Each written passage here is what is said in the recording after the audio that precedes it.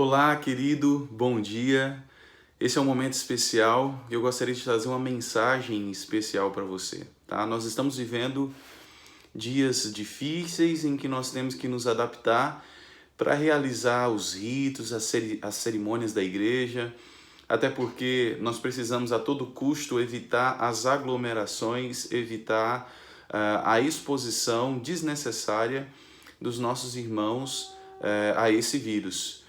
Contudo, querido, olha, nós não podemos também, de alguma forma, abortar o trabalho da igreja, os ritos que a igreja desenvolve como ritos instituídos biblicamente, né? Ou seja, são cerimônias que Deus deixou para que nós participássemos, que servisse para a nossa comunhão uns para com os outros.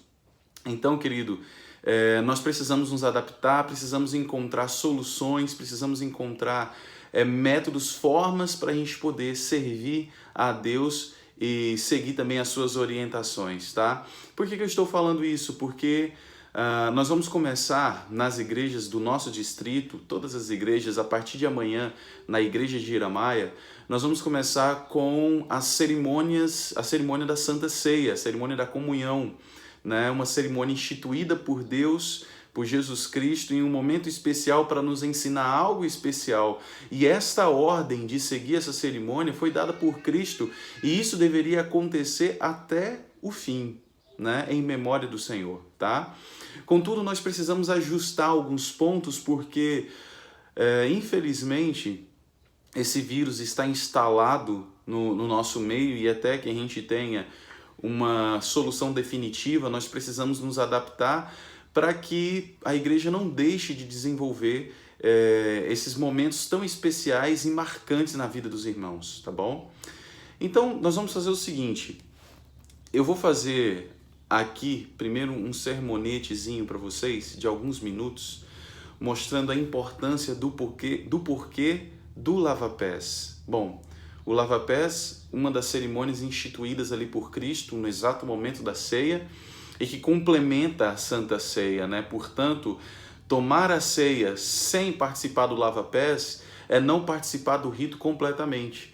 E Deus pede que a gente participe. E é por isso que a igreja oriente que só faça parte da ceia aqueles que participaram também da cerimônia do lava-pés, porque é o momento em que você está com o coração aberto e você não toma indignamente a ceia do Senhor, trazendo prejuízo para si mesmo, tá? É o que a Bíblia nos diz lá em Coríntios.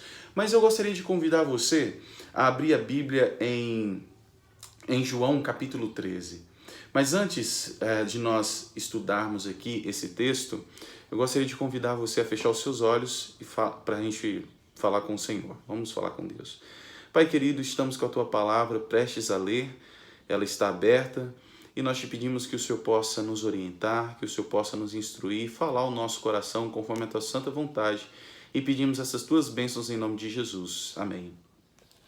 Bom, querido irmão, olha, eu estive pensando como que nós podemos fazer com que a igreja participe do rito do lava-pés sem que haja uma possível aglomeração ou sem que haja uma possibilidade de falatórios, de conversas, de que a igreja está proporcionando momentos de aglomeração, até porque você sabe que o rito do lava-pés ali tá a dupla, e a dupla tem que pegar água, e a dupla tem que lavar, estão às vezes todos dentro de um mesmo local. Bom, eu pensando a respeito disso, pedi orientação ao Senhor e o Senhor nos deu a seguinte sugestão: nós podemos realizar o rito do lava-pés nas nossas casas, com a nossa família. Então o esposo lava o pé da esposa, a esposa faz o mesmo rito com o esposo e vice-versa ali, né? E se a casa só tem 3 pessoas, depois o pai ou a mãe faz com o filho faz ali com o pai. Mas nós podemos participar dessa cerimônia dentro dos nossos lares, na nossa casa. E aí, quando nós formos para a igreja, nós participaremos apenas da comunhão, da ceia, ali dos emblemas, do pão e do suco de uva, tá? E lá a gente faz toda a explicação bíblica a respeito também do significado do pão e do significado do suco de uva. A cerimônia do lava-pés é uma cerimônia importantíssima, instituída por Jesus Cristo. Aqui em João capítulo 13, nós lemos assim, no verso 1. Antes da festa da Páscoa, sabendo Jesus que a sua hora de passar deste mundo para o Pai já tinha chegado, como havia amado os seus que estavam no mundo, amou-os até o fim. Sabe, querido, esse fim aqui eu fico impressionado com isso, porque Jesus já sabia que a sua hora tinha chegado. Era uma quinta-feira, naquela semana da paixão, Jesus estava o tempo todo tentando preparar os seus discípulos, tentando, de alguma forma, ajudar os seus discípulos a entender a missão que ele tinha para realizar. E aí, nesse momento, Jesus para tudo e naquela quinta-feira, pouco antes dele ser traído com um beijo, né? Até porque o verso 2 nos diz assim, ó, durante a ceia, tendo já o diabo posto no coração de Judas Iscariotes, filho de Simão, que o traísse. Ou seja, Jesus já sabia de tudo isso, Jesus já estava preparado para essa situação. Então você imagine que na ceia ali Jesus olha para os seus discípulos e os ama até o fim. Esse fim aqui é um amor definitivo, ou seja, um amor extremo. Tendo Jesus amado os seus, amou extremamente, amou-os definitivamente. E por que não dizer que esse fim também pode ser relacionado a um fim escatológico, a um fim do tempo do fim? Ou seja, Jesus amou os seus discípulos que viveriam também no tempo do fim, que estariam vivendo nos últimos dias. Então Jesus os amaria também de forma definitiva, de forma extrema. Mas durante a ceia, Judas já tinha sido ou permitido receber os conselhos e as orientações de Satanás e decidiu trair Jesus. E Jesus sabia disso. E é por isso que aqui o texto de João menciona, durante a ceia, tendo já o diabo posto no coração de Judas, filho de Simão, que o traísse. Jesus, sabendo que o Pai tinha depositado nas suas mãos todas as coisas e que havia saído de Deus e iria voltar para Deus, então olha o que o verso 4 nos diz, levantou-se da ceia, tirou a vestimenta de cima e tomando uma toalha, cingiu-se com ela. Primeira coisa, Jesus se levanta da mesa. Jesus se ergue e aí Jesus agora, ele olha para os seus discípulos e ele tira as vestimentas de cima, porque provavelmente estavam travando os movimentos de Jesus, e agora ele cinge-se com a toalha, ele pega uma toalha e começa a deitar água, como o verso 5 diz, depois colocou água na bacia e começou a lavar os pés dos discípulos e as enxugá-los com a toalha com que estava cingido. Imagine essa cena. Era algo completamente servil. Quem poderia lavar os pés de alguém? Primeiro, um escravo judeu não tinha esse trabalho de lavar os pés daqueles visitantes ou dos servos da casa. Isso era um trabalho somente para escravos estrangeiros de outras nações, porque era um serviço, digamos que um serviço completamente muito humilde, ou para não dizer a palavra humilhante, né? Era um serviço assim de lavar os pés das pessoas, não no rito religioso, porque Jesus estava instituindo de forma religiosa. Antes era um costume em que quando eu te visitasse, você ia pedir para um dos seus servos estrangeiros lavarem os meus pés, para que assim eu pudesse entrar na casa, não com os pés empoeirados e tudo mais, né? Então, era um serviço em que as esposas faziam com o marido, ou que os escravos estrangeiros faziam com aqueles que iam, né, de alguma forma, para a casa dos seus amigos ali. Então, Jesus, ele se levanta e ele diz assim, olha, primeiro, eu não sou deste mundo. Eu estou nesse mundo, mas eu não pertenço a este mundo. Então, como um estrangeiro e peregrino aqui nessa terra, porque eu pertenço ao país celestial, porque eu sou do Pai, eu me levanto dessa mesa e com uma atitude humilde, de extrema humildade e serviço, eu cinjo com essa toalha, eu deito essa água na bacia, e agora eu começo a lavar os pés de cada um de vocês. Que exemplo de humildade, que exemplo de serviço, que exemplo de amor, de compaixão, de desejo, de cuidar dos seus até o fim, de fato, de amar os seus extremamente. Então Jesus realiza esse momento tão especial, tão bonito. E aí Pedro, como sempre de costume, se levanta e começa a falar: Senhor, de maneira alguma o Senhor me lavará os pés. As escrituras aqui nos deixam entender que provavelmente Pedro, ele sugeriu que se lavasse as pernas dele. Não, o Senhor pode até me lavar as pernas, mas não os pés. E aí Jesus fala com Pedro: Pedro, se eu não te lavar os pés, Pedro, você não tem parte comigo. E aí Pedro fala: então me lave por completo, Senhor.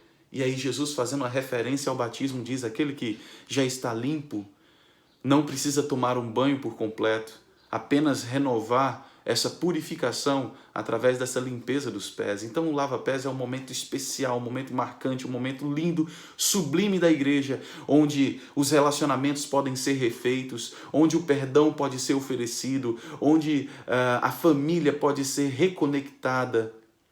Então, querido, o lava-pés tem um único propósito: demonstrar o serviço, a humildade e a forma como um cristão deve se relacionar com outro cristão, com completo serviço e dependência um do outro, para que assim juntos nós possamos crescer na fé e galgar os degraus ali, os degraus que vão nos levar até as mansões celestiais. Agora, querido, olha só. O verso 12 nos diz assim: tendo terminado de lavar os pés dos discípulos, Jesus retomou as suas vestes, voltou para a mesa e perguntou: vocês entenderam o que eu acabei de fazer? Vós me chamais de mestre e senhor, e dizeis bem, porque eu sou mestre, eu sou senhor. Ora, se eu, o senhor e mestre, vos lavei os pés, vós deveis também lavar os pés uns dos outros, pois eu vos dei o exemplo, para que, como eu fiz, façais vós também. Olha que coisa maravilhosa, querido. Jesus nos deu esse exemplo, instituiu essa cerimônia.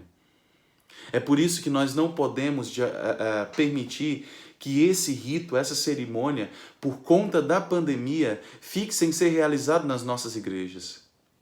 Então, a forma como Deus nos orientou para que esse momento acontecesse é você dentro de casa, em atitude de reverência, em atitude de louvor a Deus, entoando hinos, preparando espiritualmente a sua família, a sua esposa, o seu esposo, os seus filhos, para participarem desse rito, para participarem dessa cerimônia e assim vivenciarem um momento de restituição dentro do seu lar, restituição dos relacionamentos, né? Perdão das palavras que foram ditas de forma equivocada ou foram malditas mesmo, o perdão das atitudes que trouxe sofrimento para dentro do seu lar. É a sua oportunidade, esposo, de pedir perdão para a esposa, para o seu filho, a sua esposa pedir perdão para você, para o seu filho. É um momento de restauração completa dentro do lar.